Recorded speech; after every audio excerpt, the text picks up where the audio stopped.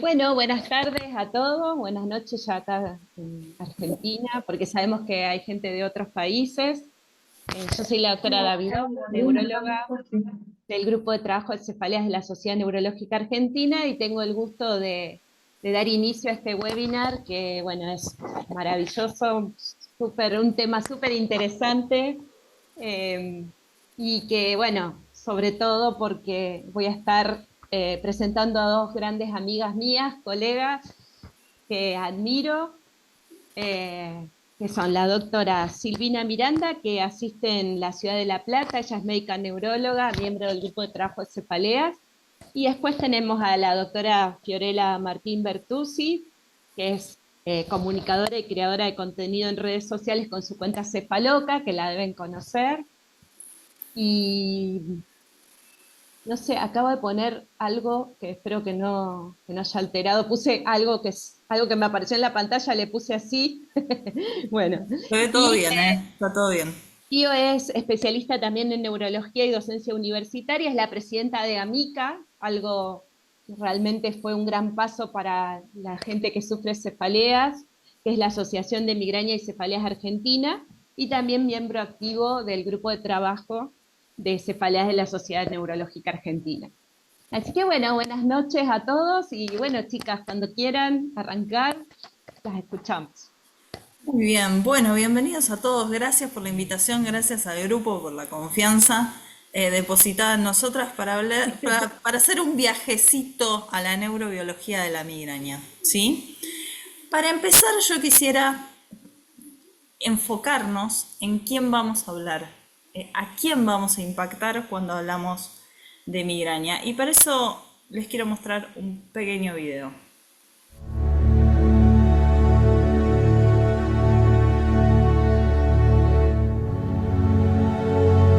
Esto no es como para venir a la guardia. Siempre estás con una excusa. Ya te di la medicación, ¿no? ¿Qué más querés? Probá con un té de tilo. Eso te tiene que ayudar. Debe ser el estrés. Tómate un paracetamol, no pasa nada. No tenés nada. Los estudios están perfectos. Sos muy sensible, no es para tanto. Siempre que hay planes, te duele algo. ¿Y si haces terapia en vez de tomar pastillas? ¿Otra vez con dolor de cabeza? Tómate algo fuerte y deja de quejarte. No tenés migraña, tienes flojera. ¿Otra vez al neurólogo? Yo no puedo hacer nada más por tu dolor de cabeza.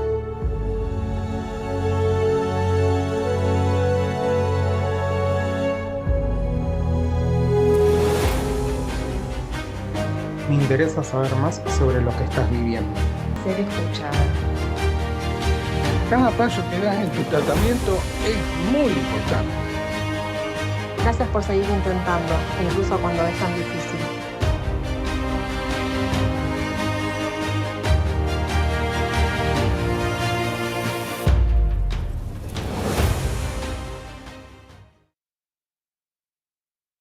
La experiencia de los pacientes es central en esto que nos dedicamos, pero nosotros somos neurólogos y necesitamos datos y necesitamos herramientas para poder ayudarlos. Así que nada, con Silvina preparamos un recorrido para ver todos los ítems. Te dejo, Sil, perdón. Exactamente. Bueno, bienvenidos a todos. Como dijo Fío, muchas gracias por la confianza del grupo depositada en nosotras. Esperamos no defraudar esto. La verdad que el video de Fío ya lo he visto en alguna vez y me sigue impactando. Me impacta en primera persona porque también tengo diagnóstico de migraña y además porque siguen apareciendo personas en nuestro consultorio que nos dicen estas cosas que estaban escritas ahí, que se mencionaban. Vamos a empezar con algunos datos, ¿sí? Porque nosotros decimos que justamente que la migraña es una epidemia silenciosa. Es una epidemia porque, miren lo que dicen, ¿sí? Que en realidad, si hacemos un recorte de lo que está pasando hoy, casi el 16% del mundo hoy tiene dolor de cabeza. Y de esas personas que tienen dolor de cabeza, el 14% aproximadamente tiene un tipo de cefalea primaria, que es la que nos convoca hoy, que es la migraña. En el año 2021, liderado por Lisis y Marco, junto al grupo de trabajo de cefalea, se llevó a cabo un estudio que intentó conocer la prevalencia en nuestro país, en Argentina, y tenemos un 9,5% de pacientes que sufren esta discapacidad, esta enfermedad discapacitante. Si hablamos un poco más de epidemiología, nos podemos remontar a mirar, bueno, lo que pasa en este mapa a nivel mundial.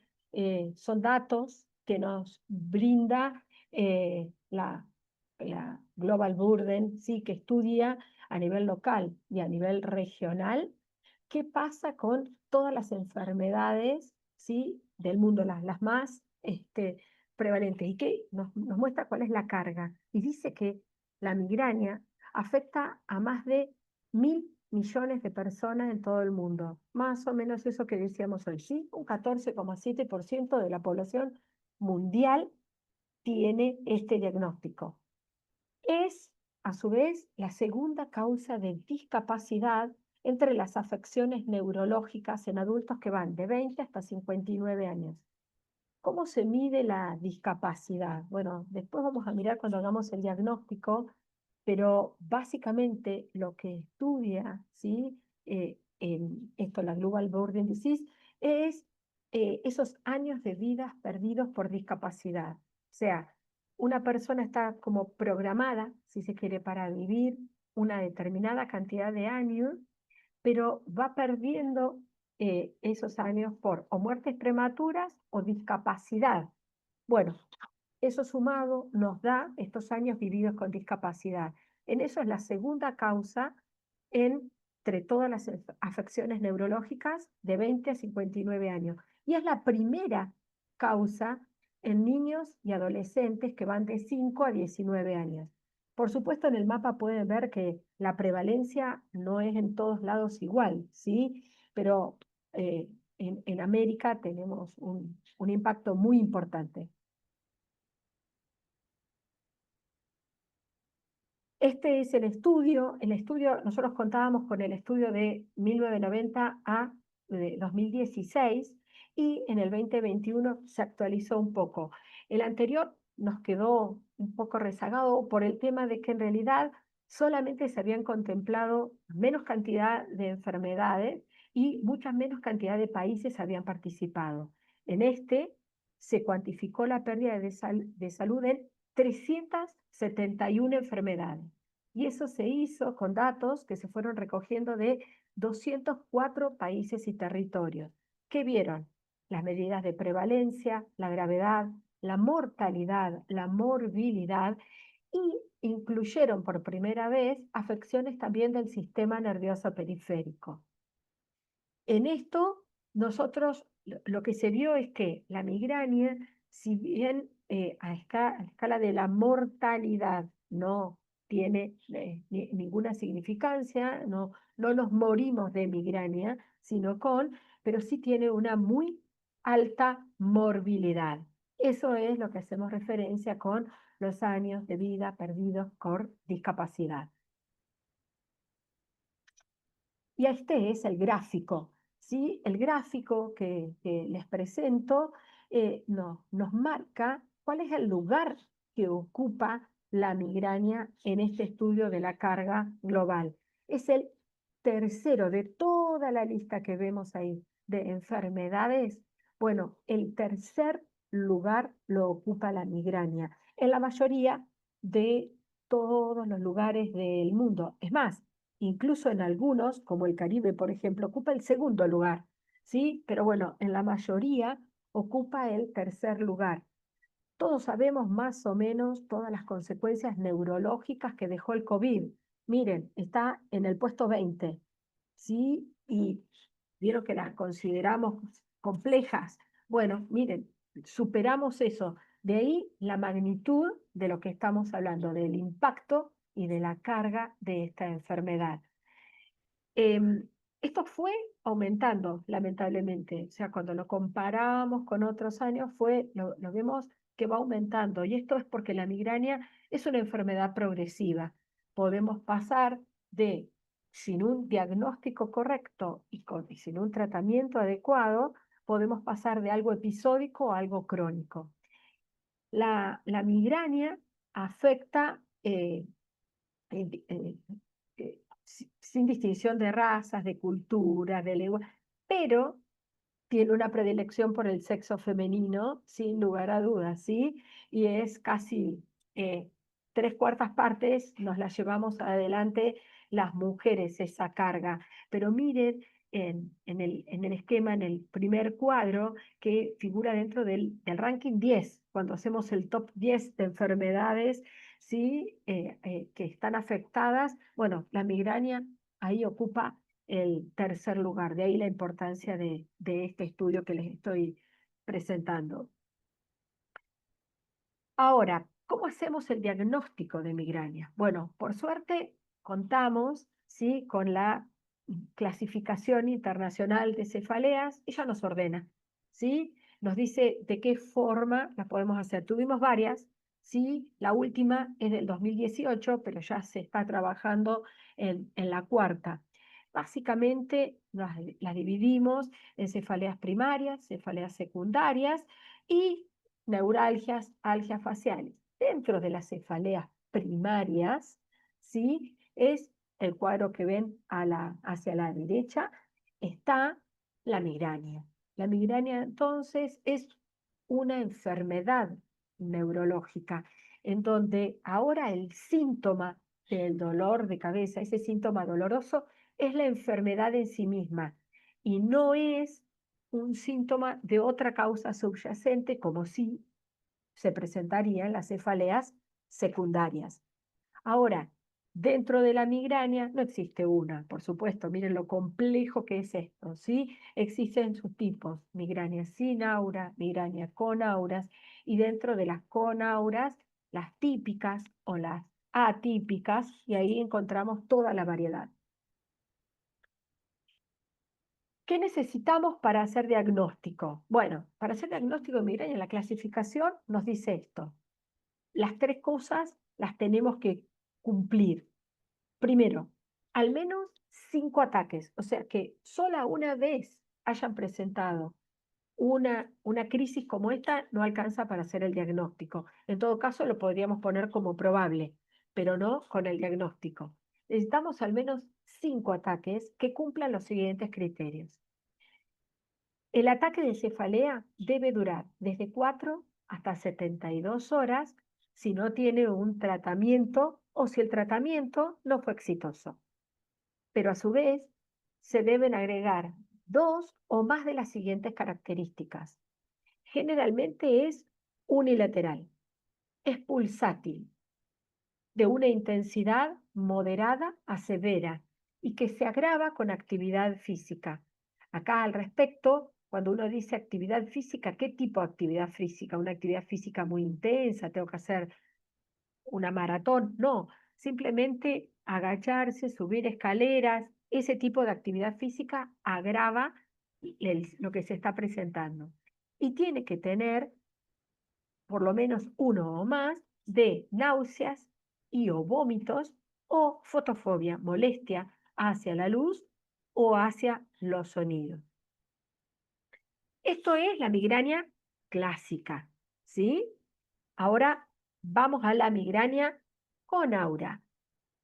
Bien, para la migraña con aura ya necesitamos dos crisis que cumplan los criterios B y C.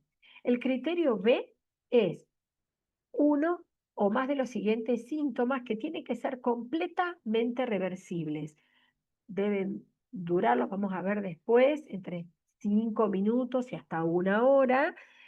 No es cuestión de segundos, ¿sí?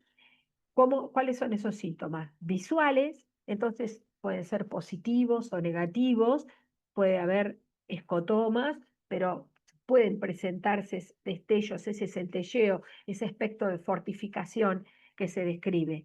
Sensitivos, ¿sí? Hormigueos, parestesias. Del habla o del lenguaje, no es una afasia, porque acá no hay una lesión a nivel cerebral, pero es una disfasia. Tenemos una alteración en la expresión del lenguaje y a veces también en la comprensión del lenguaje. También pueden ser motores y más complejos, troncoencefálicos o retinianos. Esos vértigos, ¿sí? que se pueden presentar.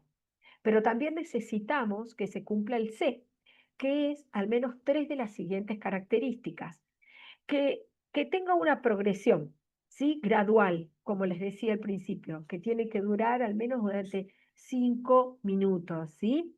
Que se suceden 2 o más síntomas de aura, puede aparecer, empezar uno, seguir otro, ¿sí? Muchos pacientes nos cuentan como que primero les pasó que sintieron un pequeño hormigueo, se sentían raros y después empezó la alteración visual y terminaron no pudiendo hablar bien.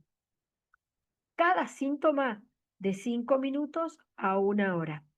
Al menos uno de los síntomas del aura tiene que ser unilateral, ¿sí? Porque a veces nos describen que la alteración visual es bilateral, pero al menos uno tiene que ser ese hormigueo o esa alteración tiene que ser de un lado. Y al menos uno de los síntomas del aura tiene que ser positivo, era lo que les decía hoy, que borrosidad visual que también tenga algún fenómeno positivo de ver alguna otra cosa. Y el aura está acompañada o se sucede, porque no siempre es posterior, a veces se sucede, de una intensa cefalea. Por supuesto, el criterio D, que no lo dije en la anterior, no atribuible a otro diagnóstico de la tercera clasificación. ¿Seguimos, Fío, con la próxima? Bien, ahora, algo un poco menos teórico que otra cosa nos puede ayudar. ¿Qué más nos puede ayudar? La verdad que todavía, pese a que hemos avanzado muchísimo, ya Fío les va a contar, hemos avanzado un montón en cuanto a la etiopatogenia y demás, todavía no contamos con un marcador, con algo tan simple como, bueno, me hago un análisis bioquímico y aparece, me hago una neuroimagen y se ve, me hago un estudio electrofisiológico y aparece. No contamos con eso todavía. Se ha buscado, se sigue buscando en saliva, en sangre, acá, allá, todavía no lo hemos logrado.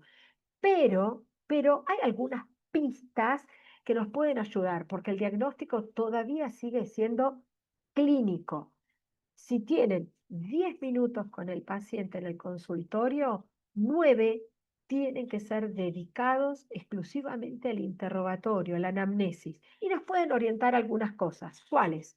Por ejemplo, la edad de inicio, ¿sí? La migraña es una patología que no empieza a la edad muy adulto. Casi siempre en la menarca, en la mujer, empieza a verse.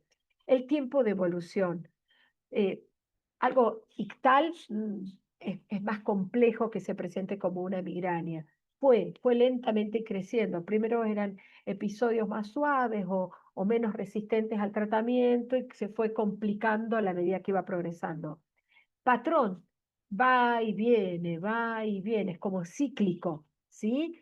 La frecuencia y la duración de los episodios, ¿sí? Nosotros les vamos a pedir esto que está dibujadito acá, que es un diario de cefalea. Para nosotras esto es una herramienta, y aunque a veces algunos psicólogos me han llamado particularmente la atención porque es enfrentarlos con su enfermedad, para nosotros es una herramienta porque nos dice cómo vamos con el tratamiento, si estamos igual, mejor, peor, lo cambiamos, lo rotamos, miramos a ver cómo va eso.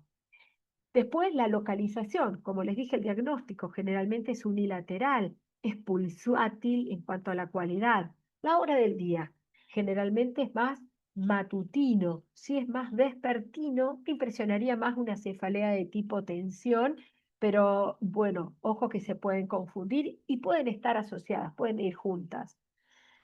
Siempre hay como síntomas premonitorios. De hecho, Fío nos va a mostrar, hay fases, ¿sí? No voy a spoilear eso, pero como aquí hay fases, hay síntomas previos a la presentación del dolor, luego sigue el aura, se puede solapar junto con el dolor y luego aparece lo postdrómico, la resaca que le llamamos nosotros. Existen factores gatillo, a veces son alimentos, a veces son situaciones, a veces cuestiones emocionales y a veces no sabemos qué, porque no podemos identificar un gatillo específico. A veces es muy difícil identificarlo. Hay factores de alivio, reposo, hielo, a oscuras, en silencio. Hay factores de empeoramiento, hacer actividad física, ¿sí? Seguir con mi rutina diaria, por ejemplo. Preguntarle acerca de tratamientos previos, de historia familiar. Casi siempre una paciente con migraña tiene antecedentes familiares de alguien que le dolía la cabeza, pero ojo que al respecto hace mucho tiempo no se hablaba de migraña, ¿sí? Y parecían como descomposturas de hígado, ¿sí? Entonces estaba vomitando, pero porque estaba descompuesta del hígado. Préstenle atención a esa situación. Y por supuesto, factores sociales. Sobre esto, entonces, nos puede ayudar mucho, además de todas estas cosas, el diario de cefalea y dos escalas que están validadas en español y que son la escala Midas y el HIT-6. Nos hablan del impacto y la discapacidad que le produce. Son muy rápidas para hacer en el consultorio. Una tiene como la dificultad de que le pregunta en los últimos 3 meses, pero podemos extrapolar un poco, de ahí se puede ver igual qué tan discapacitante es esta enfermedad. Seguimos con la próxima. Y acá, este es otro punto que nos puede ayudar un montón. Esto lo tenemos desde hace un montón, ¿sí? Lipton lo presentó allá en el 2003, o sea que esto ya no es novedad, pero él nos dice que hay como un breve screening que le podemos hacer a partir de 3 preguntas. Y esto nos puede decir, ¿es o no es una migraña? Cuando tenemos ciertas dudas. ¿Tiene o no tiene fotofobia? ¿Le molesta o no le molesta la luz? ¿Tiene o no tiene náuseas? Y tiene o no impacto en sus actividades habituales. Si se presentan estas 3, vieron que después en el cuadro les marcan algunas más, pero si se presentan estas 3, tiene una sensibilidad y una especificidad muy alta de que estemos frente a un paciente con un diagnóstico de migraña.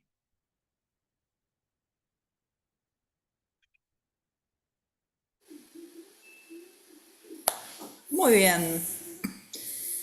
A mí me toca la parte más del viaje, porque la idea es que viajemos un poco en el tiempo y que nos embebamos un poco en de dónde partimos y qué entendemos hoy como una migraña, ¿sí? Así que vamos a empezar muy lejos, en donde en el antiguo Egipto, según el papiro de Ebers, para tratar una migraña le atabas un cocodrilo de arcilla en la cabeza con un lino que tenía los nombres de los dioses y el cocodrilo tenía que tener un grano en la boca. Esto parece que apretaba los vasos dilatados de la cabeza y eso generaba mejorías. Hipócrates, Galeno, y siempre me vuela la cabeza de que hasta el siglo XIX hayamos tenido todas estas teorías en donde nos recomendaban tomar el mango de una pluma de ganso gruesa, hacerle un serruchito y darle al etmoides para que sangrara y así generábamos una hemorragia y por ende generábamos un equilibrio, reequilibrar los humores, ¿no? Las sangrías, las purgas eran comunes para tratamiento de la migraña, que consistía básicamente en un desequilibrio de los humores. Entre el 1664, primera mención de la migraña como un fenómeno vascular, y más que nada alrededor de los años 40, se desarrolla y se establece la famosa teoría vascular. Todavía hay pacientes al que se le explica la teoría vascular y yo espero que todas las personas que están acá en este webinar dejen de explicar así la migraña, por favor. Bueno, consistía en dos fases, una fase de vasoconstricción y una fase de vasodilatación. La fase de vasoconstricción provocaba una isquemia relativa, generaba el aura, la fase de vasodilatación generaba el dolor de cabeza por hipertensión endocraniana y por esto de sentir los latidos. ¿Estamos todos de acuerdo? Genial, tenía re lógica, ¿eh? La isquemia relativa justificaba los síntomas neurológicos y el aura. La vasodilatación sonaba, tenía un dolor pulsátil, andaba bien y tenía una hermosa respuesta ergotamina, que la seguimos viendo, gracias a Dios en nuestro país todavía está disponible la ergotamina y podemos ver ese maravilloso milagro de poder tomar una ergotamina y que en 1 o 2 horas se te vaya el dolor de cabeza. Pero ¿qué pasa?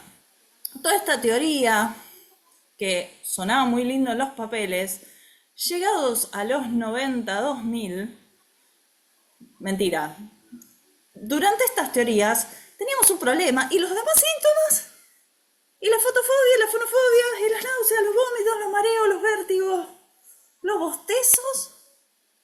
Y bueno, y antes de decir que un hechicero lo hizo, que podría ser, entre los 70 y los 80 hubo 2 personas que plantearon decir, che, paren, hay algo de cerebro en esto, no pueden ser solo las arterias, ¿sí?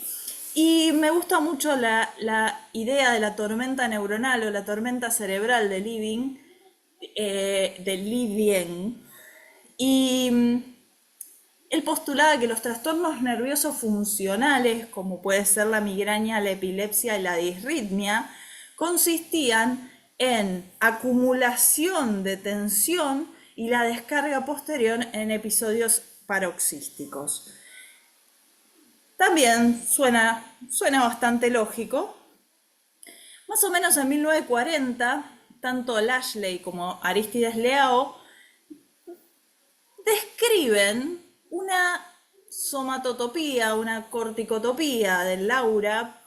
Lashley era psicólogo, tenía auras visuales, y describe, o sea, va haciendo los dibujitos de su propio aura en un papel y va calculando cuánto recorrido le toma a todo el aura recorrer la corteza visual. Y por otro lado, Aristides Leao, un brasilero laburando en Harvard, trabajaba en cerebros de conejo. Y acá tienen el grafiquito de su publicación original, en donde él describe una onda de atenuación de la actividad electroencefalográfica que se propagaba progresivamente, ¿sí? Y que se restituía unos segundos después. La velocidad descrita por Leao y Lashley es sorpresivamente similar, ¿sí? Años después, en el 2000, logran corroborar esto por un estudio de SPECT que no quise agregar a esto, pero bueno. En los 80 aparece el trigémino. Y acá entramos todos como un caballo. El trigémino es clave en la transmisión del dolor, cierra por todos lados, tiene un componente autonómico, está presente en la meninge, está presente en el tronco, tiene mucho componente de sensibilización central, pegado para todo. Entonces empezamos a armar la teoría trigémino-vascular. Empezamos, dijo el mosquito, pero bueno, síganme. La idea es la siguiente: el trigémino se vuelve la unión trigémino-vascular con las arterias de la meninge, porque ahora vamos a ver que las arterias en sí se caen. Las meninges, la interacción entre el trigémino y las meninges era lo que generaba la migraña. El problema que tenemos con esta, la ventaja de esta teoría es que nos juntaba mucho más los síntomas. Había vasodilatación, había dolor, había percepción de dolor en el trigémino, había sensibilización central. Estamos todo bien. Nos quedan todavía algunas lagunas, ¿sí? Porque la depresión cortical propagada pasaba acá y el trigémino estaba acá. Entonces las teorías que lo juntaban costaba un Perú entenderlas. No sé si sienten lo mismo los demás del grupo, pero era como un aura terminaba activando el trigémino. Contame cómo el occipital llegaba al trigémino y costaba. La verdad es que costaba. Y en el interín, en el 90, uno de los estudios más lindos que hace caer por tierra la teoría vascular de la migraña es, entre otros, el estudio de Olesen, en donde demuestran con migrañas provocadas con angiografía y midiendo efectivamente el tamaño de los vasos, ven que la hipoperfusión dura muchísimo más que el aura y el dolor empieza durante el periodo de hipoperfusión. Y la hiperperfusión aparece después del dolor de cabeza y dura muchísimo más que el dolor de cabeza. Entonces, ¿what? La vasodilatación es un epifenómeno, ¿de acuerdo? Si yo escucho un solo paciente que me cuenta en el grupo de WhatsApp o en donde sea o en el Instagram, me dice, a mí me explicaron que las arterias se contraen, los voy a ir a buscar, no, fuera de broma. Dejemos de decir esto porque es incorrecto y además no explica la experiencia del paciente. La vasodilatación y la vasoconstricción no es ni necesaria ni suficiente. Sumado a eso también se hizo varios estudios con nitroglicerina y con otros péptidos que generan dolor de cabeza migrañoso y los vasos ni se mosquearon. Entonces, se empieza a vislumbrar que tenemos el trigémino afectado, estamos todos de acuerdo. Tenemos los vasos afectados, estamos todos de acuerdo, pero hay algo cortical dando vueltas. Poco a poco se empieza a generar esta idea de 4 fases de la migraña, que ya venía clínicamente, pero ahora la tenemos más vista. Tenemos una fase preictal en donde el paciente está medio lento, tonto, con antojos de dulces, mucho bostezo. Una fase de aura que no está presente en todo el mundo, Hay algunos que sí y otros que no. Y aparte el aura tiene otros desencadenantes, no se comporta de la misma forma que la migraña sin aura. Entonces, no sé si podemos meter todos en la misma bolsa. Después tenemos una fase ictal, una fase bien clara de dolor, pero también de todos los demás síntomas, hipersensorialidad, síntomas vegetativos, son muy importantes. Las náuseas y los vómitos son lo típico, pero tenemos hipertensión, hipotensión, sudoración fría, tenemos un montón, disfunciones autonómicas, 1000 cosas. Y el impacto cognitivo, uno se pone re estúpido durante una migraña, damos fe todos los que tenemos migraña. Y el dolor de cabeza que todavía define la enfermedad, pero que es uno de los síntomas, y tenemos que salir un poquito también de pensar de que la migraña es solo dolor de cabeza. Posterior a este periodo tenemos una fase posictal con fatiga, pérdida de apetito, náuseas, intolerancia al movimiento y sensibilización central. Todo me molesta y esto puede durar hasta 3 días. Sumado a eso hay cambios tanto en la corteza como en la funcionalidad en el interictal. Y acá se empieza a complejizar la teoría del trigémino y entonces tenemos una depresión cortical propagada que activa un mecanismo de reflejo y una acción hipotalámica, porque el hipotálamo se prende 24 horas antes de las crisis, y un trigémino que activa las arterias y que a la vez genera sensibilización central, y también tenemos una inflamación neurogénica en la meninge, y aunque le dé caspa a alguno del grupo, refuerzo este concepto. La crisis de migraña, el dolor en la crisis de migraña es una inflamación meningea, es una meningitis. Por favor, naproxeno a una meningitis. Los discutimos después, pero paracetamol no, por favor, ¿de acuerdo? Entonces, si nosotros estamos en una meningitis generalizada, tenemos que pensar en eso a la hora del tratamiento. Además, el sangue non en aqua, ¿sí? Y empezó a generarse un montón de evidencia desde la genética. La herencia es poligénica, hay un montón de variantes asociadas a migraña. Las más reconocidas son 180, pero en algunos otros trabajos dicen de 300.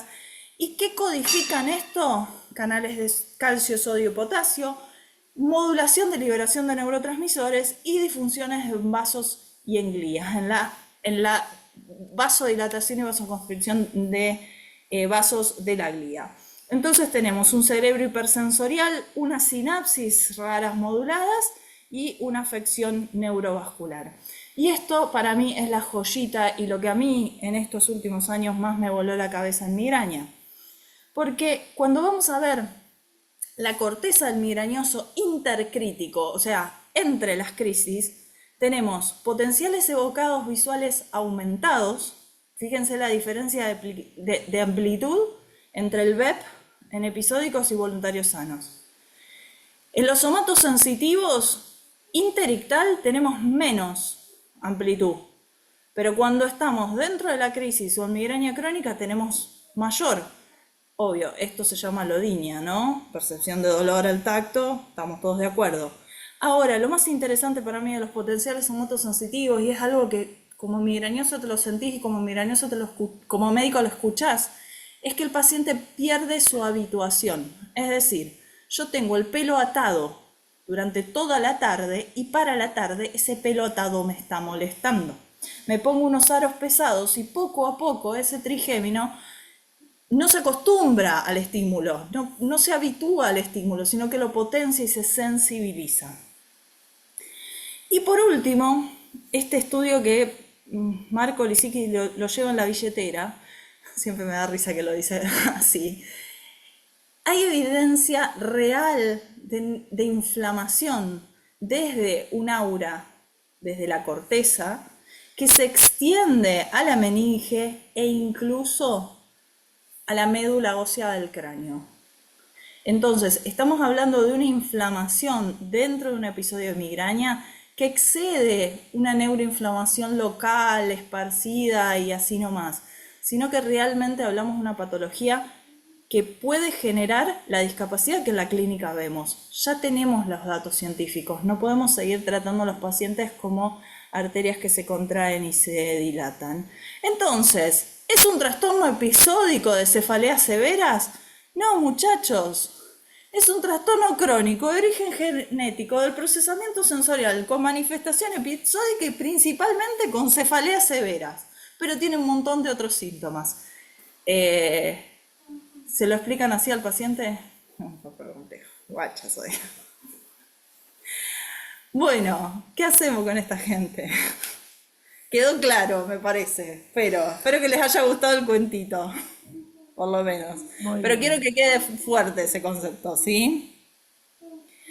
Entonces, para tratarlo tenemos que pensar el tratamiento de una enfermedad crónica como un proceso, gente, ¿sí? Vamos a tener un diagnóstico operativo, tenemos que poner objetivos compartidos, tenemos que educar, iniciar con tratamiento agudo y un plan no farmacológico. Después vamos al tratamiento preventivo farmacológico, tenemos que reevaluar y volver a empezar.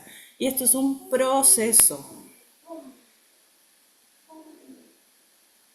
Y parte de ese proceso empieza con esto, con un tratamiento no farmacológico, porque no le podemos dejar toda la responsabilidad de esta enfermedad a una pastilla, a una inyección o a un montón de inyecciones colocadas, sino que esto, el otro día recibí a una paciente que en realidad es de un colega que le explicó que ¿hiciste actividad física? No, te dije que era como una pastillita, eso, y tenía razón, tiene razón, es la única forma, Fío sabe de qué le hablo, eh, es la única forma de que creemos conciencia de esto. Es una responsabilidad compartida la que tenemos que tener en el tratamiento.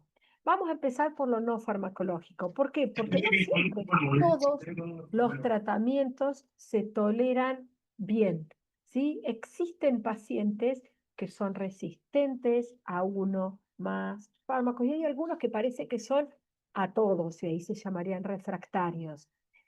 Además, pongamos que no son ni resistentes ni refractarios, pero bueno, ninguno es 100% infalible. O sea, la cura aún no está. La mayoría tiene una eficacia que es menor al 50%. Y hay muchos estudios, ¿sí? el estudio de Puleda, nos dice que el 25% de los pacientes que toman una medicación oral a los 3 meses deja de tomarla. Y a los 6 meses hasta el 60% de los pacientes dejaron de tomarla. Pero además tenemos que charlar con el paciente sobre cuáles son sus preferencias, porque hoy, ¿sí? Más que nunca, pueden temer de efectos adversos porque hay mucho más conocimiento. Nosotros tenemos que pasar por doctor Google y por doctor ChatGPT para después estar con nosotros, porque muchos fármacos, como les dije, no se toleran o porque sí se toleran, pero están defraudados porque tienen una eficacia menor a la que esperaban. Dentro del tratamiento no farmacológico, lo más común que sabíamos todos era como 3 patas accesorias que teníamos. Era el sueño. El sueño es una necesidad vital y es tan importante que realmente tenemos que hacer un punto acá, ¿sí? No podemos dormir ni de más ni de menos. Lo ideal es mantener, la peor palabra del mundo si quieren, rutina, ¿sí? Una determinada cantidad de horas, de lunes a lunes.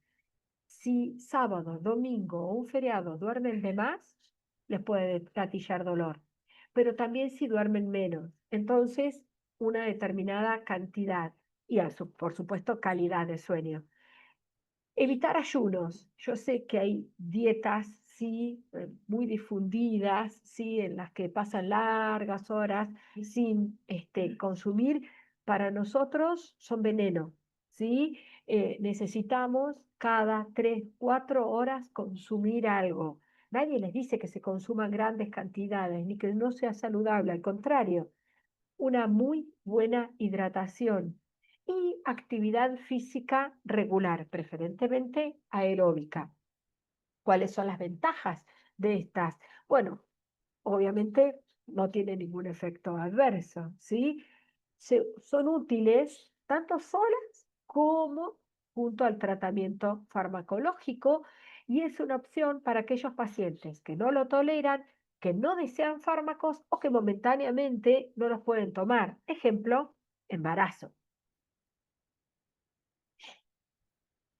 Hoy por hoy escuchamos hablar de esto, ¿sí? Nutracéuticos. Hace un tiempo yo ni conocía esta palabra, ¿sí? ¿Qué son los nutracéuticos? Son alimentos o suplementos dietarios que ofrecen beneficios a la salud. Cada vez es más popular entre la población general y es sobre todo muy atractivo para aquellas enfermedades crónicas, ¿sí? En las que no quieren ser sometidos largamente a recetas continuas. La evidencia en la prevención, solamente les voy a hablar de algunos que tienen ensayos clínicos aleatorios, que son estos que les presento acá: riboflavina, coenzima Q10, magnesio, petacitas y matricaria, estas dos últimas no tanto acá. Vamos a arrancar con la primera, la riboflavina. Bueno, nosotros sabemos que la riboflavina es un precursor de coenzimas, ¿sí? Del mononucleótido y dinucleótido de flavinas y de adenina, ellos donde participan en el ciclo de Krebs, ¿sí? En la producción energética mitocondrial. Entonces, a partir de ahí, en realidad se empezó a hablar de la riboflavina a partir de un estudio de espectroscopía de resonancia magnética, ¿sí? Ahí que se vio que había como una disfunción mitocondrial en el cerebro de pacientes con migraña. Y a partir de ahí entonces dijeron, puede ser un déficit de riboflavina, y se comenzó a utilizar. Tenemos 5 ensayos aleatorizados y controlados. La verdad que son dispares las respuestas que tenemos, pero bueno, el más importante con la N más importante, porque hay estudios de 40 pacientes, de 50 pacientes, logró una N de 130 y comparó 400 miligramos de riboflavina con 150 de coenzima Q y multivitaminas con magnesio versus placebo, ¿sí? Y lamentablemente no disminuyó la cantidad de días de migraña al mes, pero sí disminuyó la carga de la enfermedad y la intensidad, razón por la cual se puede usar perfectamente esto.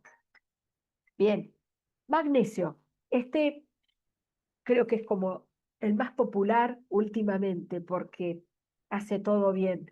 Las uñas, el pelo, el sueño, la migraña y demás. Bueno, se empezó a hablar del magnesio cuando algunos estudios sugirieron que había una reducción de este en la migraña. Y incluso algunos fueron por más y parecía en la migraña menstrual.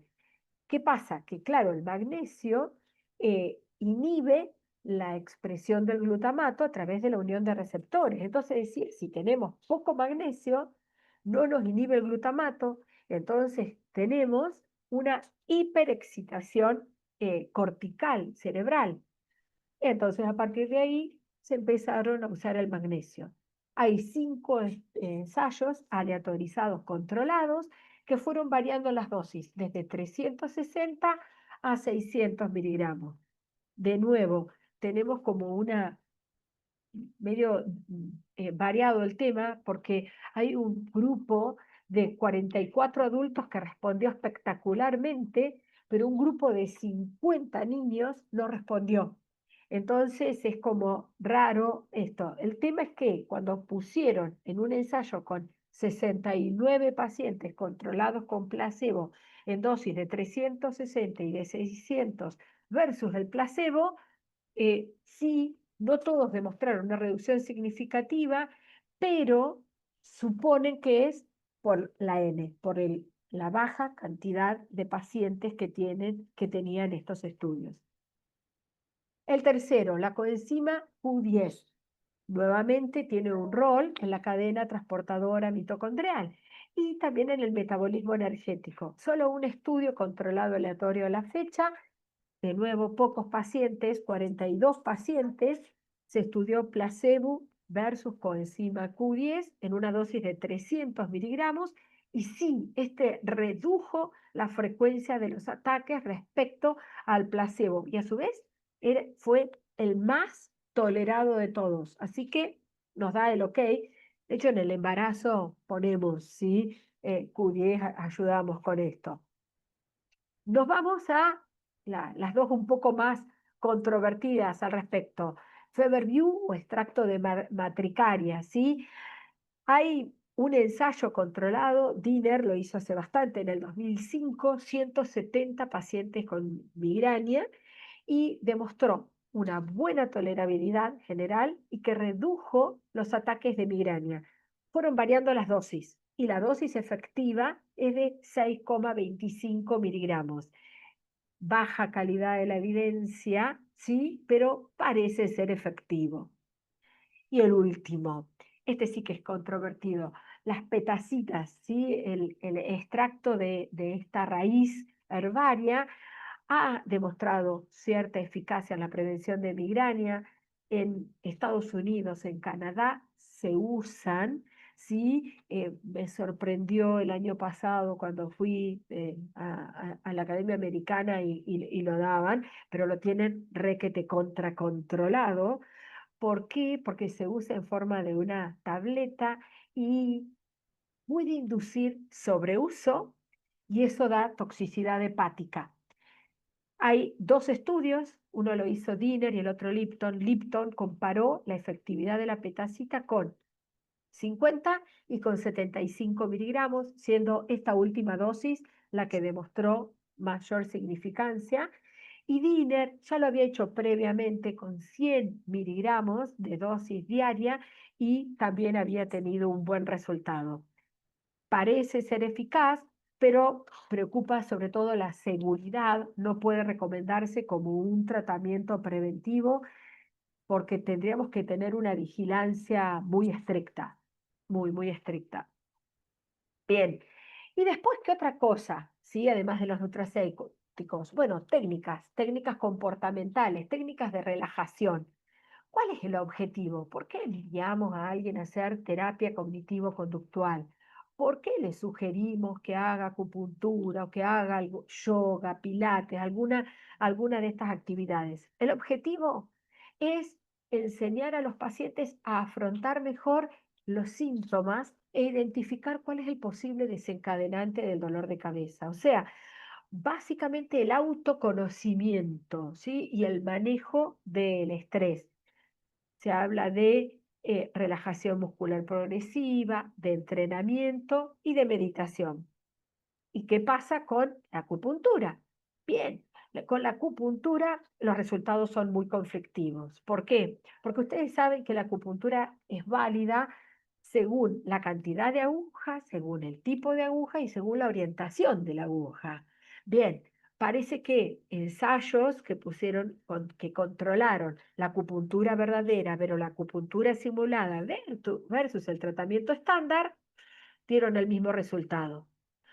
Baja los días de migraña, baja la intensidad, baja la frecuencia, pero exactamente igual.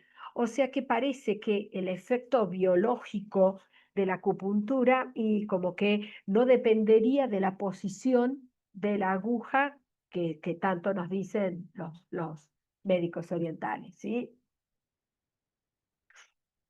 Entonces, dentro del tratamiento farmacológico, no farmacológico, modificar el estilo de vida, identificar cuáles son las vulnerabilidades, ¿sí? que nosotros tenemos y tratarlas de evitar, identificar los desencadenantes, porque muchas veces, ya estoy leyendo algunas preguntas sobre la DAO, ¿sí? Muchas veces ¿sí? nos preguntan si este alimento, o sea, yo llegué a tener un paciente que me dijo, mirá Silvina, no puede ser, yo ya estoy comiendo casi arroz blanco y pollo hervido y a mí me sigue doliendo la cabeza. Le digo, ¿y quién diablos te sugirió esa dieta? Porque la dieta puede ser solo un factor, no el único, no el más importante tampoco. Uno tiene que conocer tus desencadenantes. Si yo empecé con un dolor ahora, evalúo qué hice las 3 horas pasadas. Si yo veo que ahí existe un desencadenante y que ese se repite en el tiempo, y bueno, ok, dale, sí, ahí está. Pero no siempre es el mismo, no siempre es el mismo momento, en el mismo contexto. El chocolate que hoy acá nos hace mal, mañana nos viene perfecto entre otro grupo. Entonces, atender la biología, atender el factor social. La migraña tiene comorbilidades, ¿sí? Muchas de tipo emocional, depresión, ansiedad. Entonces tenemos que mirar eso. Factores ambientales, el lugar de trabajo, vamos a hablar un poco también sobre eso, sobre el impacto. Y factores psicológicos, y por eso de ahí la importancia de una buena terapia cognitivo-conductual, que es como una psicoterapia breve que busca justamente esto, el autoconocimiento. Bien. Y a mí me tocan los fármacos. Empecemos con el tratamiento agudo.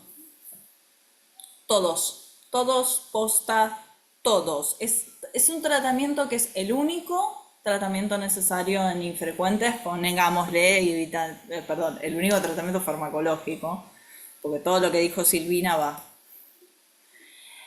Siempre tratar de hacerlo cuando el dolor no está instalado, ¿sí? Y tratar de evitar el abuso de analgésicos. Acá con el abuso de analgésicos yo particularmente tengo un problema, y es que básicamente si el paciente tiene 15 días de dolor al mes, ¿por qué le digo que te puede tomar 10 nada más?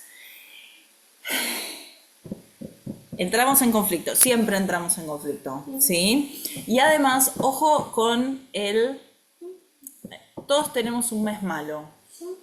Lo digo de otra forma con los pacientes, pero todos tenemos un mes malo. Entonces, si yo le digo al paciente, vos no podés tomar más de 5 analgésicos por mes, tiene ese mes malo y ese mes tiene 8. Entonces, ¿qué hace el paciente? Se toma los 5 primeros y se aguanta el dolor el resto del mes hasta que sea primero. Y el cerebro no entiende si hoy es 30, 28 o 2 de julio. No tenemos que guiarnos con eso. Tenemos que guiarnos con una lógica que lleve el tratamiento agudo de una forma que el paciente puede evitar la discapacidad sin llevarse el hígado ni el riñón de por medio, ¿no? Entonces, ¿qué herramientas tenemos? Los específicos, triptanes, ergotamina y gepantes. Los inespecíficos, AINES, paracetamol y opioides. Opioides con un asterisco porque la verdad es que en general caen mal y no son muy eficaces. Pero hay situaciones como alergia a AINES, como intolerancia a los triptanes, como depende, embarazo, etcétera, en donde son necesarios los opioides y son útiles. La verdad es que hay un grupo de pacientes que responde bien a los opioides, se pueden usar con todos los recaudos de cualquier opioide que uno prescribe. Otros tips y trucos que necesitamos conocer son, por ejemplo, la metoclopramida, la domperidona con menos evidencia, o sea, los antieméticos. Los antieméticos no solo son antieméticos, también funcionan como analgésicos, o sea, también funcionan como terapia aguda. Antipsicóticos, hay estudios con clorpromacina, con haloperidol, con varios antipsicóticos con muy buenos resultados. El magnesio endovenoso y el valproato de sodio endovenoso. Todos son distintas estrategias que podemos hacer. Y acá no los nombré, pero también los antihistamínicos. Algunos antihistamínicos pueden servir como terapia aguda, particularmente endovenosa y particularmente en la guardia. Pero bueno, la idea del tratamiento farmacológico es que es un traje a medida, gente, porque no es lo mismo una migraña episódica que no modifica la enfermedad a una inhabilitante. No es lo mismo el que tiene 4 migrañas en el mes, pero esos 4 días no sirve, al que tiene 30 días de dolor de cabeza permanente y una noche se tiene que ir a acostar y tomarse un analgésico. No es lo mismo, es migraña totalmente, pero son perfiles de tratamiento y estrategias de tratamiento farmacológicos completamente distintos. No es lo mismo la crisis que empieza en el día y que el paciente tiene varias horas para percibir los síntomas y para tratarlos y poder empezar con nuestro querido naproxeno. Pero si ya me desperté a las 4 de la mañana con el cerebro en la mano, yo le digo que empiece con naproxeno. Y la verdad es que no, chicos. Y si a la media hora de despertarse con dolor ya empieza a vomitar y yo le doy un triptán bioral, va a terminar en el inodoro, ¿sí? Entonces, básicamente les voy a hacer 4 pasos para arruinar un tratamiento agudo. Primero, no optimicen el tratamiento general.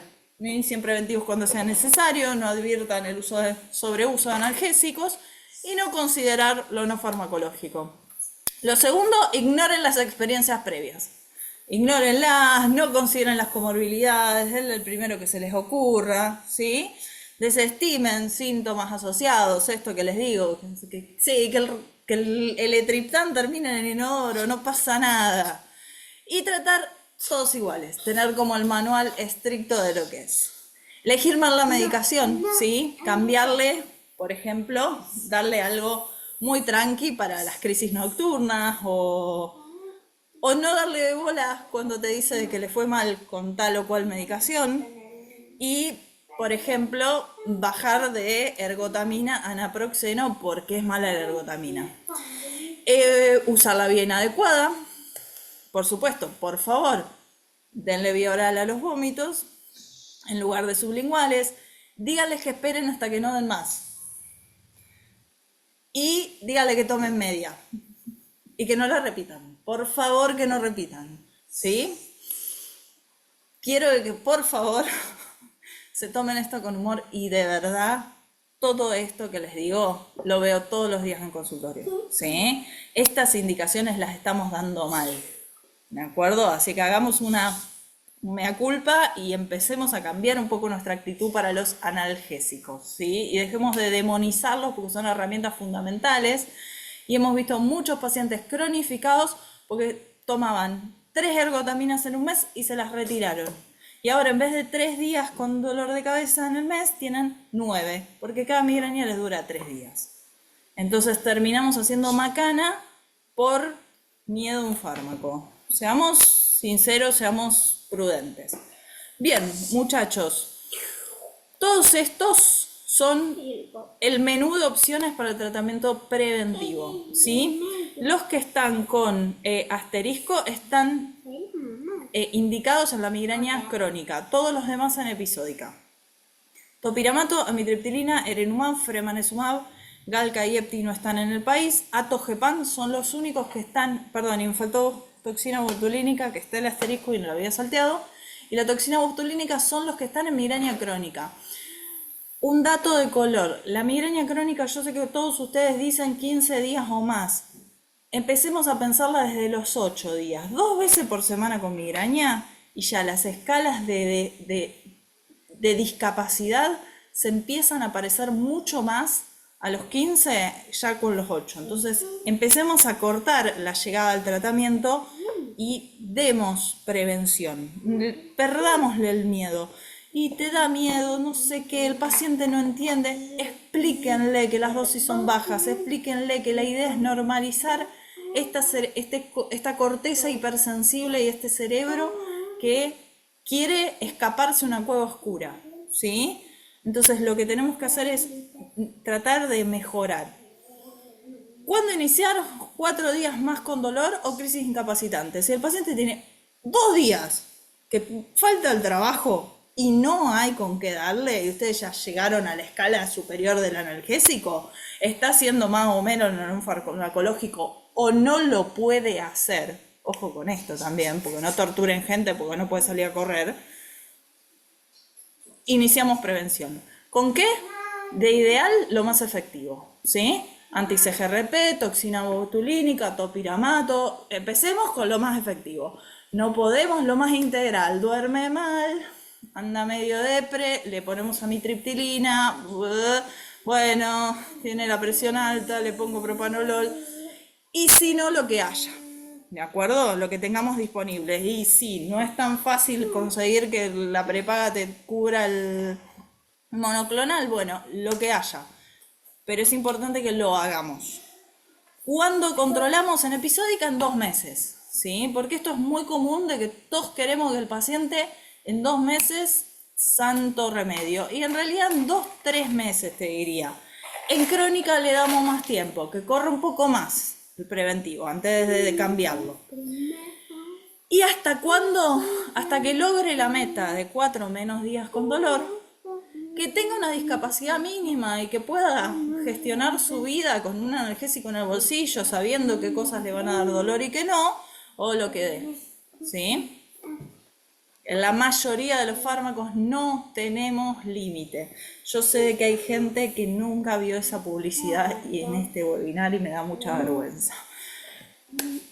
El último mensaje que yo incorporo en esta charla, ya lo he repetido en muchas charlas, pero lo sigo insistiendo. Vinieron medicaciones específicas y son de alto costo. Y la pregunta del millón es, ¿no será demasiado? Y yo las prescribo desde que salieron y hace un tiempito una paciente me retó en el consultorio y me dijo, doctora, ¿por qué se mete en mi bolsillo? ¿Por qué no me habló de estas medicaciones en la primera consulta? Y yo le dije, perdona, no creí que estuvieras dispuesta a pagarlo. Me dice, usted no se tiene que meter en mi bolsillo, yo, perdón el prejuicio, pero trabajaba como administrativa y tenía IOMA. No esperaba para nada que accediera a esto. Y me retó, me dijo, yo resuelvo, pero usted me tiene que dar la opción. Pongamos como ejemplo esta mujer de 45 años que haya empezado a los 15, 3 crisis al mes, que digamos que es poco para lo que vemos en consultorio, perdió más de 1000 días. Pasó 36 meses en soledad y en dolor. Casi 3 años de vida pasó con dolor. Gastó, si saliera solo $5 el triptán, gastó $5000 en triptanes. Si empezó a los 21 a trabajar, perdió 864 días. Con un lucro cesante, con solo $2 de hora como ganancia, de 10 palos verdes. Entonces, no nos metamos en los bolsillos de los pacientes, seamos conscientes de que esto es altamente discapacitante y que no nos podemos quedar con que son muy caras, son imposibles de manejar porque son seguras y son extremadamente efectivas, valen la pena conocerlas. Y si por lo que dice Fío fuera poco, a esa misma paciente le puede pasar lo que a muchos nos o les ha pasado, y es que se sientan estigmatizados, rotulados, marcados. Esto es un estudio que se presentó en la Alianza Europea de Migraña y Cefaleas y que se trató de una encuesta sobre justamente el estigma y la migraña. Trabajó sobre eso. Participaron 58 pacientes de Argentina, el 95% fueron mujeres. ¿Y qué demostró este estudio? Que más del 32% de ellos sienten un estigma frecuentemente o siempre, que han sido rotulados como migrañosos crónicos, migrañosos refractarios, la que nunca quiere participar, la que nunca puede venir, la que siempre falta el trabajo, la que no colabora con los demás.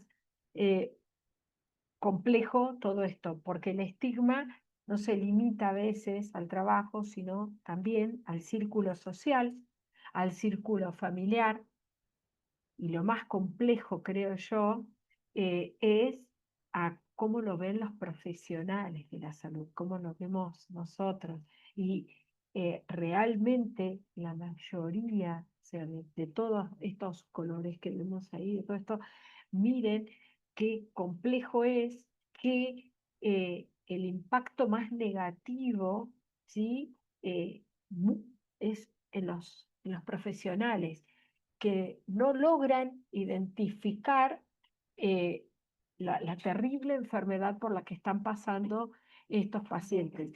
Que sí que vemos alteraciones dentro de lo que son el ámbito de trabajo, ¿sí? Los colorcitos nos van indicando, esto se les preguntó si se sentían estigmatizados, ¿sí? En los diferentes ámbitos, familiar, profesionales médicos, su círculo de amigos social y dentro de su trabajo. Y tenían que tildar, sí, desde no en absoluto el azul a sí y muy intensamente a el verde, ¿sí? Bueno, y ahí se fueron viendo que, miren lo que pasa, por ejemplo, dentro del ambiente de trabajo. Si sumamos aquellos que tenían una severa, ¿sí? o intensa estigma, un frecuente estigma, llegaban a superar, ¿sí? el 63% de discriminación, de rotulación de estigma sobre esta enfermedad. ¿Cuál era el que menos estigma tenían, donde se sentían como un poco más respaldados? Era dentro del ámbito familiar, ¿sí? En donde era, bueno, no habían tenido absolutamente ningún estigma o era infrecuente.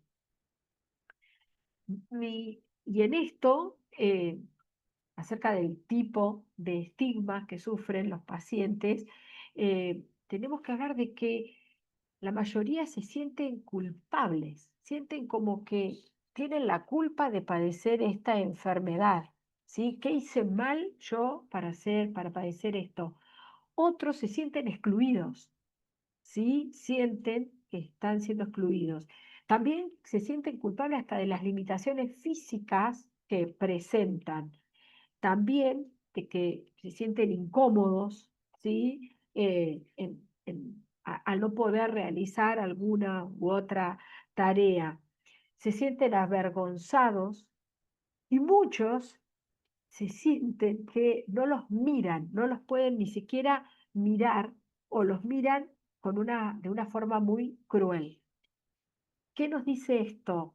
Que nosotros muchas veces al paciente le ponemos el rótulo, esto que decía Fío, del diagnóstico. Cuando hacemos el diagnóstico, vieron que yo no los dividí en migraña crónica, en migraña episódica. La verdad que ese es un criterio clínico para nosotros. A veces decirle con solamente la palabra migraña ya es informar muchísimo.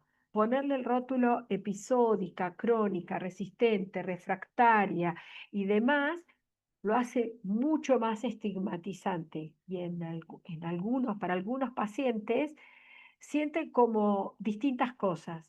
Si es una episódica, como que sienten que están siendo exagerados cuando van a la consulta, porque finalmente hay gente que está más grave. Si se sienten en una migraña crónica, si le ponemos esto, se sienten como culpables y hasta avergonzados de sentir esto. Y algunos se sienten francamente incomprendidos, ¿sí? Los que nos quedan ahí en el límite. ¿Cuál es nuestra mirada respecto a esto? Ojalá realmente la podamos cambiar. Amén. Y bueno, eso es todo. Y hasta la próxima. Seguimos en viaje, ya ahora futurista. A la luna y más allá. A la luna y más allá, tal cual. Se nos fue Se Laurita. nos fue el tiempo hablando de migraña, qué raro, che. Para que no sé, acá, ahora sí. Bueno, la verdad que excelente, chicas, la charla estuvo genial. Bueno, ahora vamos al espacio para las preguntas. No sé si las quieren, si alguno quiere preguntar hablando o las quieren escribir en el chat. Acá, acá Luciano Martín Díaz nos mató preguntas. A ver, algunas. El descenso de dosis, una vez llegado al objetivo del tratamiento preventivo, y depende del fármaco. Y siempre en un momento, yo por lo menos, siempre en un momento de relativa estabilidad. ¿Sí? No justo antes de mudarse, no justo antes de fin de año, no justo antes de algo. Entonces, esperamos a un momento en donde hay cierta previsibilidad y empezamos a escalar dosis para abajo y tantear. ¿Dieta inflamatoria mejora las crisis de migraña? Sí. Bien, eso creo que va con el tema de, como dice también Jorge Sala, que pregunta si es mejor. Es verdad que el treonato de magnesio tiene mayor o mejor pasaje al sistema nervioso central. ¿Qué tipo de magnesio? La verdad que el único estudio que hay fue con citrato de magnesio, no de manera sola, sino sumada a otros, ¿sí? A riboflavina, coenzima, como les mostré, y se hizo solamente con citrato. No tenemos ningún otro estudio controlado ahí con placebo que nos pueda decir si existe o no existe. Los que más usamos son el citrato de magnesio, el treonato de magnesio, ¿sí? Pero la efectividad y es el que le funciona al paciente, ¿sí? Eso es, cada paciente nos va a ir comentando. Si el respecto de la inflamación se quieren hablar, porque vi alguna pregunta, ahora no la estoy viendo, pero sobre la DAO, ¿sí? Sobre esta enzima. A ver, esta enzima no trabaja en el sistema nervioso central, está presente a nivel gastrointestinal, está en la piel, está en los pulmones, y si bien es cierto que es la responsable de una inflamación neurogénica, y que eso entonces lo podemos extrapolar a la meningitis, como dijo Fiorella, también tenemos que ver si realmente el dosaje bajo de DAO y la suplementación con el producto es causa y consecuencia. Esto es medicina y en medicina nunca es tan directo, ¿sí? Si esta está baja, entonces provoca esto, ¿sí? Porque eso fue lo que demostró el estudio de magnesio, por ejemplo, ¿sí? Y los resultados fueron contradictorios. Vieron que en pacientes con migraña, sobre todo en migraña menstrual, bajaban los niveles de magnesio. Entonces se suplementaron con magnesio. ¿Y qué pasó? A veces sí, a veces no. Entonces, como que quienes hacen ciencia tienen que ser contundente y persistente, eso. Si no, como que nos queda por la mitad del camino. Así que indicación específica de mi parte no va a haber. No. Yo con respecto a todo esto, todo este tema de inflamación, dieta antiinflamatoria, intestino inflamado, microbiota intestinal, etcétera, creo que tenemos más dudas que preguntas. pero no solo desde migraña, desde la medicina en general. También obesidad, todos estos factores proinflamatorios impactan en una enfermedad que tiene una neuroinflamación como manifestación del dolor de cabeza, ¿sí? Sumado a eso, la sensibilización central de la corteza, cuando estamos más inflamados vamos a estar peor, cuando estamos más inflamados estamos más deprimidos y más ansiosos.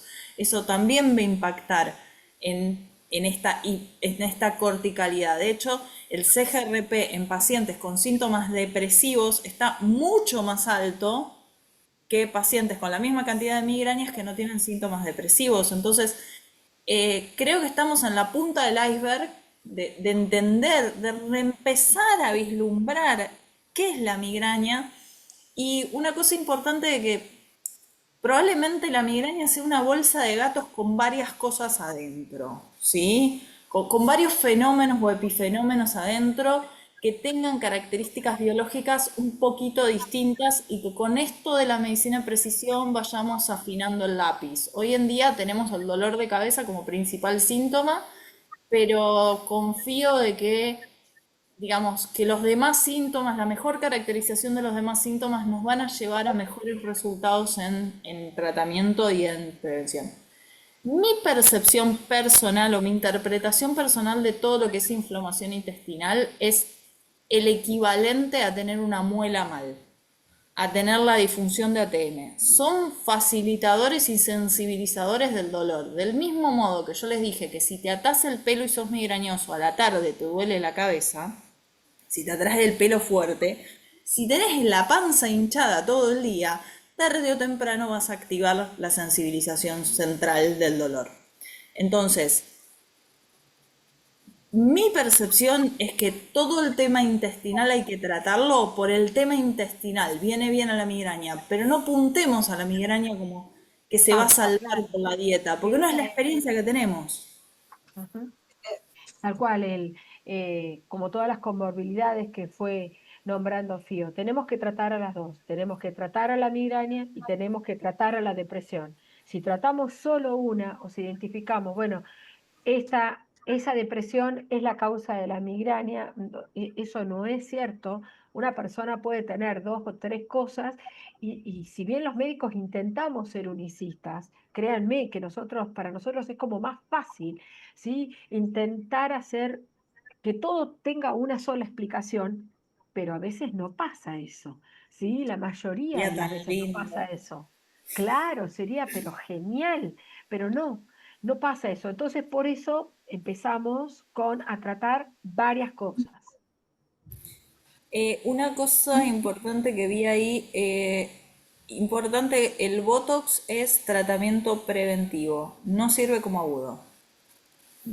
Es preventivo, meramente. Lo mismo los monoclonales. Los monoclonales, a mí, mi impresión, nos han cambiado, los anti-CGRP en general, pero los monoclonales en particular, han cambiado la historia de muchísimos pacientes y realmente es increíble ver la respuesta porque nosotros tenemos pacientes que acceden con mucha refractariedad y vuelven a vivir. Y la verdad es muy satisfactorio verlo y acompañar a los pacientes y realmente creo de que la última cosa, en el año pasado o no me acuerdo cuándo salió, las recomendaciones de la IHS en tratamiento, uno debería ir al óptimo. Si uno tiene una infección con un antibiograma que te dice Juanito Pérez es el bicho que te está infectando, ¿vos le vas a dar un amplio espectro o le vas a dar algo apuntado? Y siempre vas a preferir apuntar, ¿no? Lo mismo creo que tenemos que empezar a pensar en migraña, aunque sé que es difícil, que es caro, que todo lo que quieran. Podemos discutir todo lo que quieran, pero que la expectativa tendría que ser a que nosotros apuntemos a medicina de precisión y que si está la posibilidad en la primera consulta un paciente que está discapacitado por su migraña, le tenemos que hablar de gepantes y le tenemos que hablar de monoclonales y le tenemos que hablar de botoxina, o sea, paciente que tiene discapacidad por migraña no se puede quedar sin saber que existen estas medicaciones. Tal cual, tenemos que ir hacia esa medicina de precisión, que sea medicamentos que no necesiten titulaciones. Imagínense el paciente que va por primera vez, le ponemos un antiepiléptico a una dosis, ya que salga con un antiepiléptico, queda como con la mitad de la, que te entienda bien, porque cuando llega a la casa y le dice, me dio esto, pero ¿cómo es un antiepiléptico? ¿Te entendió? ¿Vos te pudiste explicar bien? Porque ¿cómo puede ser? O un antidepresivo, o un antiarrítmico, o un anti... No, bueno, no estaba entendiendo nada la médica. Pero además lo vamos titulando. Empezamos con una dosis, al cabo de un tiempo subimos, sumamos otro. Bueno, si hoy tenemos otras opciones que son más seguras, que se toleran, que son eficaces y que, como dice Fío, no nos podemos meter en el bolsillo del paciente porque es cierto, algunas prepagas no lo pagan, pero otras con un buen resumen, con una buena historia, sí lo hacen. Entonces, vamos por eso. Hay un grupo de pacientes que no responden a CGRP. El CGRP no es la panacea de la migraña, no ha solucionado el 100% de los casos, pero yo creo que ronda, perdón, no lo tengo tan estudiado, pero en el paneo general ronda aproximadamente un 10 al 20% de pacientes que no responden nada, cero. Después tenés una buena parte que responde parcialmente y tenés un grupo de 10-20 que es magia, Claro, que es increíble. esa pregunta que dice Santiago, ¿el tratamiento del Botox tiene fertilidad? Bueno, vos la respondiste en agudo. Por ahí, capaz que has escuchado que hay algunas inyecciones que se colocan en el tratamiento agudo, puede referirse a los bloqueos, ¿sí? Los bloqueos con corticoides, con anestésicos, son una muy buena opción como tratamiento agudo, no vía oral o no endovenoso, sí se pueden hacer en la guardia y capaz que fue con eso, pero no es con toxina, sino con lidocaína, corticoides y demás.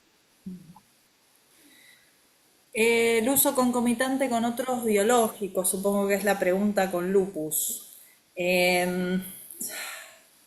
La verdad es que es un monoclonal que no afecta, son monoclonales que no afectan las vías de autoinmunidad, de inmunidad. Entonces, en general, si el médico reumatólogo tiene dos dedos de frente, te lo autoriza.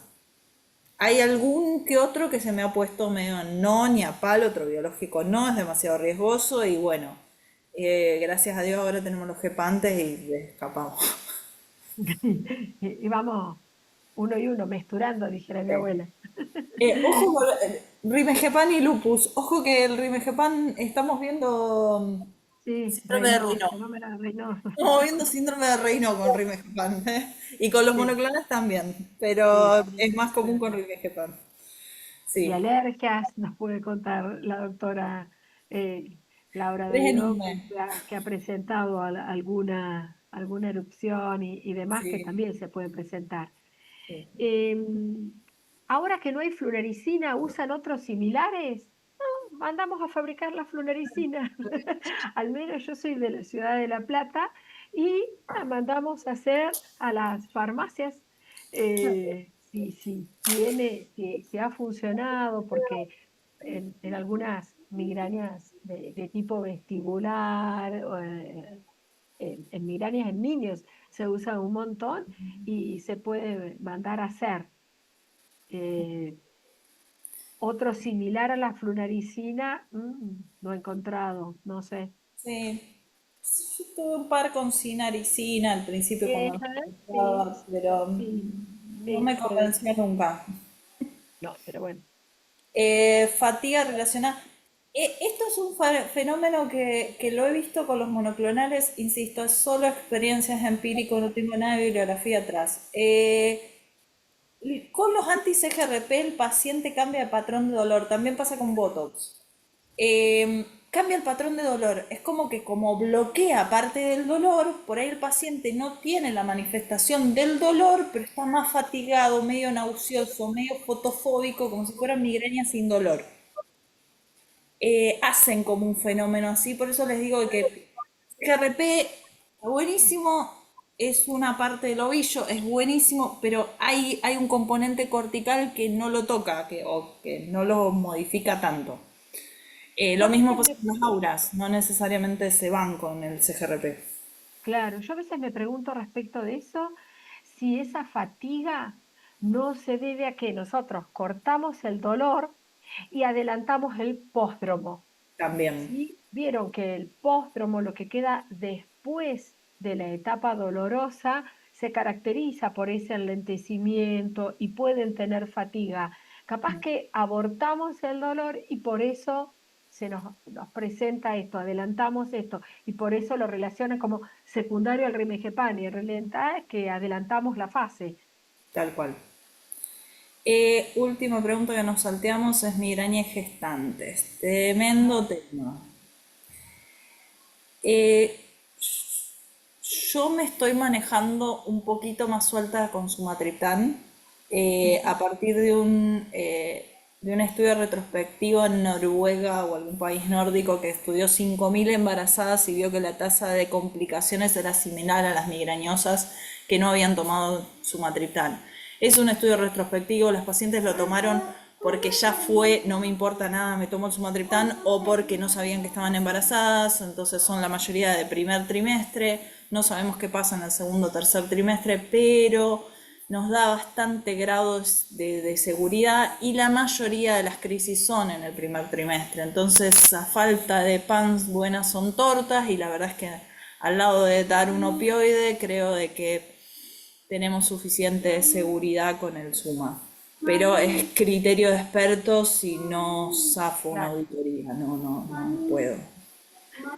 No, y mucho no farmacológico, por supuesto, en una gestante, mucho no farmacológico. También entiendo que si venía con mucha medicación, es más, muchos temen eso, digamos, si ya se están preparando para un próximo embarazo y si ya se vienen como el efecto nocebo, ¿sí? Como existe el efecto placebo, ya vienen, pero no voy a poder tomar nada, seguro que no me hace nada, seguro que eso no es efectivo, y entonces, porque mirá que otras veces lo tomé y ya listo, ya está, o sea, no te va a hacer efecto, ¿sí? Entonces, bueno, trabajar mucho la previa, ¿sí? Lo no farmacológico, y tampoco demonizar que no se puede dar absolutamente ningún preventivo en el embarazo, lo podemos charlar con el ginecólogo, con el obstetra, riesgo-beneficio, como lo hace una paciente epiléptica, como lo hace cualquier paciente que tiene otro trastorno y que no puede discontinuar el fármaco. Totalmente. Y con respecto a anticonceptivos, somos muy amigos de los estrógenos free. Somos muy amigos. Y en migraña menstrual lo que más importa es la fluctuación más que el estrógeno en sí. O sea, es la caída abrupta, la modificación abrupta más que el estrógeno o la progesterona en sí. Entonces los esquemas que son 24/4 con periodos cortos o directamente bloqueando el ciclo andan mejor en migraña. Lo mismo con el SIU, con los dispositivos intrauterinos, la verdad es que no modifican demasiado el ciclo, encima hacen irregulares las menstruaciones, por lo tanto termina ocurriendo de la paciente sigue teniendo una semana de MERD al mes, pero ahora no sabes cómo darse cuenta. Pero nada, en general no es. Yo acotaría que en la migraña con aura, por el momento contraindicamos el uso de estrógenos, ¿no? O sea, en migraña con aura puntualmente usaríamos solo anticonceptivos de progesterona. Migraña sin aura podría usar estrógenos o progesterona en base a cómo responde al dolor. Pueden mejorar o empeorar, como decía Pío, eso no sabemos cómo va a responder. Por lo general lo importante es, como dice ella, si los ciclos más con poco placebo o sin placebo directamente, y eso las mejora cuando son migrañas bien menstruales típicas o puras. Y ahí con minoxidil, espironolactona, a ver, cuando vas a tomar un vasodilatador, y puede pasar, qué sé yo. Yo no lo contraindicaría, o sea, sopesaría el riesgo, lo charlaría con la paciente y lo sopesaría. Le digo, mirá, te puede pasar esto, puede que no, o sea, no hay estudios suficientes, creo, como para cosas. Y con el rumor de las llegadas de Ditanes, hasta ahora no. No creo, son muy costosos, son endovenosos. Las guardias de Argentina con ganas hay que Torolac, no creo que lleguemos a Ditanes. Y después la responsabilidad de que no salgan a manejar y demás, porque Sí, no, olvídate. nosotros que salimos con cualquier cosa a manejar, se va a complicar poder Sí, no. mirar eso. Más, si a mí me preguntan, si la industria me pregunta, ¿traigo un Ditán? Te diría, no, trae un triptán nasal, trae otra. Claro, tal cual, sí.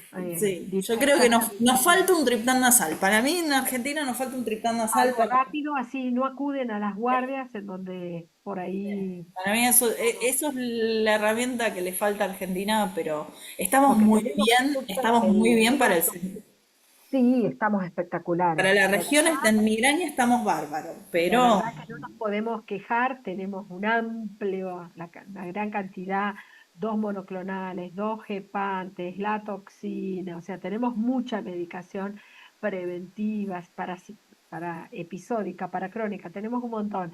Pero bueno, tenemos el sumatriptan subcutáneo, sí, pero bueno, algo nasal por ahí más rápido, casi menos invasivo, creo que sería una muy buena opción. suspendiste tratamiento, volvió con crisis, volvés al tratamiento. Claro. Así de Así, sencillo. ¿Cuánto tiempo? Hasta que vuelvas a controlar. Volvés claro. a suspender, volvió a caer, volvés al tratamiento preventivo. Y ahí lo agarrás de la orejita y le decís, bueno, a ver, estás haciendo actividad Algo está física, mal. estás comiendo bien, estás, O sea, con cada falla de tratamiento, de suspensión del preventivo, revisalo no farmacológico. Que ajusten lo no farmacológico. Y es re Y todos importante no nosotros perder. tenemos a alguien que lleva 10 años de topiramato y bueno, ya está. Sí. Ajá. Ahí es importante mirar esto al momento de suspender y volver a reincidir, que no lo vean como un fracaso, ¿sí? Porque justamente la enfermedad es cíclica, ¿sí? Por momentos va a estar espectacular y eso nos da la ventana como para retirarlo, ¿sí? Y por momentos va a volver a caer. Bueno, volver a repreguntar qué es lo que estuvo pasando y acomodar de nuevo. Estudio comparativo entre monoclonales y gepantes cabeza a cabeza todavía no hay. Hay estudios de metaanálisis. Hay uno de este año, principio de año, no me acuerdo, pero hay un metaanálisis comparativo entre todos, pero cabeza a cabeza todavía no, y no creo que lo hagan tampoco. Seamos sinceros. Diario de cefalea, yo no lo consigo. Esa es la experta, sos vos. No sé cuál es, porque leí la alteración cognitiva ¿Cómo neurológica. neuroeducás o cómo los obligás a que hagan el diario de cefalea? Si les explico que si vienen sin el diario de cefaleas, como que no vinieron. Así. O Corta la sea, bocha. yo los atiendo, pero me están pagando la consulta medio al cohete, porque no les voy a poder decir mucho, ¿sí? Y a los 15 días me tienen que contar cómo fueron con eso, porque no puedo ni sumar, ni bajar, ni nada. No les puedo decir nada. No hay forma. Y se educan, ¿eh? Todos los míos vienen con su hermoso diarito. Bueno, mi hermoso diarito que se los he hecho porque los míos... Yo los obligo a mentirme. Yo les pongo un cuestionario y les pongo, poner el número de dolores que tuviste en el mes. Mentime, no me importa. Claro. Poneme el número. No, yo no. Yo los torturo con que me digan y me digan cada día. Es más, me doy cuenta si es el mismo trazo. Le digo, esto lo llenaste antes de llegar acá. Entonces, pero si no, si tiene la lapicera un día bien, otro día más o menos, otro día con un color, otro día con otro, ahí se le creo más. Pero no, es re importante el diario de cefalea, sí, de verdad. Yo a partir de él tomo conductas. El uso de topiramato y el deterioro cognitivo o las fallas, ¿sí? Sí, yo lo veo. Igual, a ver, entre las etapas que describimos, ¿sí? De las fases, ¿sí? Prodrómica, la del aura, la del dolor propiamente dicha y la postdrómica, hasta hace un tiempo describíamos esas 4. Ahora sabemos que hay una interictal. Entre que termina una y llega el nuevo, tenemos una fase interictal. Esa está marcada por síntomas cognitivos. El paciente no se siente del todo bien, ¿sí? Ya quedó. Entonces, ahí tendríamos que mirar si es solamente el topiramato o también es alguna falla propio, digamos, de la migraña, de tantos episodios, de tanta intensidad. Pero el topiramato, sí, sobre todo a dosis alta, lo refieren, ¿sí? Y es un motivo por el cual se discontinúa. Bueno, les cuento que tenemos tiempo para una pregunta más, así cortita, pues ya estamos pasándonos un poco del horario, así que si quieren... Hola, hola. Sí. Hola, sí. ¿Puedo hacer una pregunta? Una pregunta y un comentario. Bueno, yo soy Lucrecia López, soy neuróloga, hago neurotología desde cuando vine de Inglaterra. Entonces, el comentario que es, primero estoy de acuerdo con ustedes que la migraña es una enfermedad neurológica, es un síndrome y es crónica. Haciendo tantos estudios de equilibrio de videonistagmografía, lo que he observado es que los pacientes migrañosos tienen un Advit nystagmus en general como registro, de muy, muy baja frecuencia. Por ahí vienen pacientes que no dijeron ni que eran migrañosos, ni que tenían cefaleas, en ese momento están intercríticos, no tienen vértigo, no tienen nada, y resulta que los registro y tienen un Advit. Cuando hago la reevaluación, me olvidé de decirle que me dolía la cabeza, y bueno, creo que es un elemento interesante. También creo que está... que sobrediagnostican la migraña porque no saben, o sea, entonces a cualquier cosa le ponen el nombre de migraña, no sé si a ustedes les pasa exactamente lo mismo. Y con respecto, y la pregunta que les quería hacer era con respecto a digamos, a la histaminosis, que en medicina todo se pone de moda, o porque hay nuevos hallazgos y demás. Y entonces, hace unos meses atrás, una paciente me vino con el cuento que tenía una histaminosis. Yo digo, ¿qué es una histaminosis? No tenía ni la más remota idea. Bueno, y después lo empecé a escuchar a Jorge Dotto, el genetista, y entonces él habla de la histaminosis. A mí no me queda claro cuando él habla de que las migrañas son por histaminosis, por una deficiencia de la DAO. O sea, porque no sé a qué él se refiere con migrañas. No sé si... Nosotros tampoco. A ver, bueno, un poquito. No, gracias, señor Dotto, sí. Con todo respeto, sí. No tiene evidencia suficiente para vender el test genético de histaminosis en migraña, ni para decir que la DAO mejora la migraña. El único estudio más o menos lindo que hicieron con DAO, solamente se lo dieron un mes. Sabemos que en migraña tenemos 30% efecto placebo, hay que hacerlo 3 meses los estudios migraña. Pero lo hicieron a un mes y tuvieron que descomponer el outcome en horas de migraña para que les diera significativo. Ok, bien. Horas de migraña. Entonces, DAO no tiene evidencia suficiente, no tiene fisiopatológicamente se sabe que la histamina se libera en las terminales nerviosas de la meninge en este proceso inflamatorio desde los 50. Claro, tal cual. Se probaron. Estamos comiendo la pólvora, chicos. Totalmente. Se probaron antihistamínicos.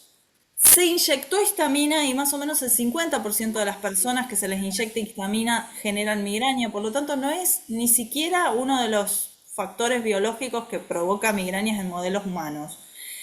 Se probaron antihistamínicos de varias formas y colores y no han funcionado como preventivos, algunos muy poquitos como rescate. Y por otro lado, las dietas antihistamínicas son muy difíciles de sostener. Olvídate, yo que soy alérgica y que me había visto Emilio Haas cuando me dijo que mis migrañas y todo eran por hace 30 años atrás, olvídate, imposible hacer una dieta, imposible.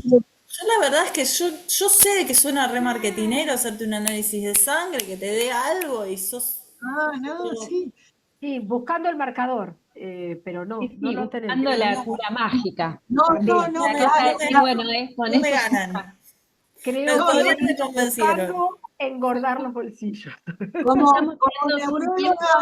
neuróloga, neuróloga más vieja que ustedes, estoy totalmente de acuerdo. Me pareció muy, gracias, muchísimas gracias por el refreshment y me pareció muy bueno, pero bueno, me parecía, digo, a ver, y me anoté en el webinar porque quería escucharlas a ustedes y escuchar esto que me... O sea, tengo como un preconcepto cognitivo. Pero bueno, muchas gracias, muy amables y muy bueno. Gracias a vos y se viene el estudio. Y bueno, chicas, si quieren ir cerrando, haciendo una última reflexión, y porque ya nos estamos quedando sin tiempo, se va. Nos vamos a comer. Claro. No, bueno, gracias a todos por estar, la verdad es que está buenísimo. Hablamos casi 2 horas. Me encantó todo lo que se coparon con todo esto. Sé que es un tema de todos los días, sé que son un plomo los pacientes con migraña, los queremos, pero dale. Somos un plomo, pero bueno, está bueno que podamos entenderlos porque son pacientes que están muy invisibles durante muchos años, que tienen que exagerar sus síntomas para que les creamos, y está bueno tener y conocer la evidencia científica que les da validez a sus síntomas.